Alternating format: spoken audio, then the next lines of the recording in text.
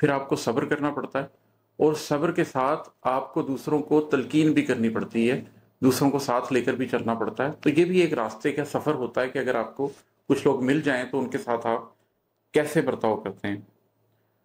دل کے اندر 7 سمندر ساغم بھرنا پڑ سکتا ہے، آپ کو اپنے دل کو بہت وسیع کرنا پڑتا ہے۔ وہی دل جو ایک زمانے میں تھوڑے سے غم سے بھر جاتا ہے، آپ کو اندازہ ہوتا ہے کہ غم ہستی تو ایک بہت بڑا سمندر ہے۔ اگر آپ کے دل کے اندر وسعت نہیں ہے اور آپ اتنا غم نہیں بھر سکتے ہیں تو آپ تبدیل نہیں ہو سکتے ہیں، اس لیے کہ ذات کی تبدیلی اور ذات کی تشکیل نو بہت بڑا قلب مانگتی ہے۔ تو اپنے اندر وسعت نظری اور اپنے اندر وسعت قلبی پیدا کرنی پڑتی ہے۔ یہ بھی چینج کی ایک بہت ہی امپورٹنٹ چیز ہے۔ آر ہو جس سے کچھ کہنے میں، اس سے کہنا پڑ سکتا ہے۔ آپ کو اپنا نفس سائڈ پہ رکھ کے بہت سے لوگوں سے بہت سی ایسی باتیں کرنی پڑتی ہیں، کہنی پڑتی ہیں جو صرف اس لیے کرتے ہیں کہ یہ حق بات ہے۔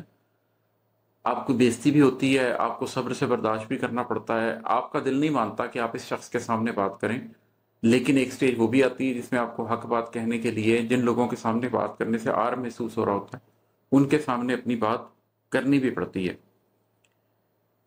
بے بس بندہ بے کس خواہش کچھ بھی کرنا پڑ سکتا ہے۔ آپ کو اپنی بے بسی کا احساس بھی ہوتا ہے، اور پھر آپ کے اندر جو خواہش اٹھتی ہے اس خواہش کو دبانا بھی ہوتا ہے کہ نفس کی خواہش کو آپ نے دبانا ہے۔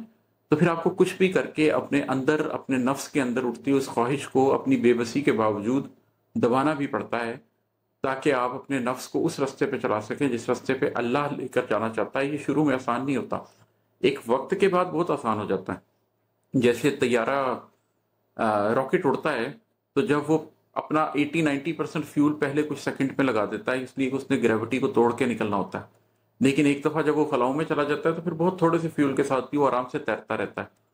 اسی طریقے سے شروع میں جب آپ نے کچھ کرنا ہوتا ہے تو آپ کو بہت زیادہ زور لگانا پڑتا ہے، لیکن جب آپ ایک دفعہ اس اپنے ماضی کی گریوٹی سے نکل جاتے ہیں تو اس کے بعد وہ سفر آپ کے لیے بہت آسان ہو جاتا ہے، اس کے بعد نفس کو کچلنا آپ کے لیے بہت آسان ہو جاتا ہے۔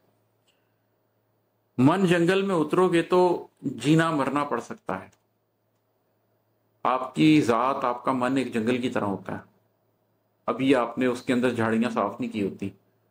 جب آپ اس جنگل کے اندر اترتے ہیں تو ایسے ہی ہوتا ہے کہ جیسے کسی شخص کو اندھیری رات میں واقعی کسی جنگل میں اتار دیا گیا اور وہاں پر اس کو شیروں کا، چیتوں کا، سانپوں کا مقابلہ کرنا ہو۔ اسی طریقے سے آپ کے نفس کے سانپ، اسی طریقے سے آپ کے اندر کے بھیڑیے، وہ بھی آپ کو کاٹتے ہیں۔ تو آپ کو اپنے من جنگل میں اتر کے جینے مرنے کے لیے تیار ہونا پڑتا ہے اگر آپ زندگی کے اندر مکمل تبدیلی اپنی ذات کے اندر چاہتے ہیں۔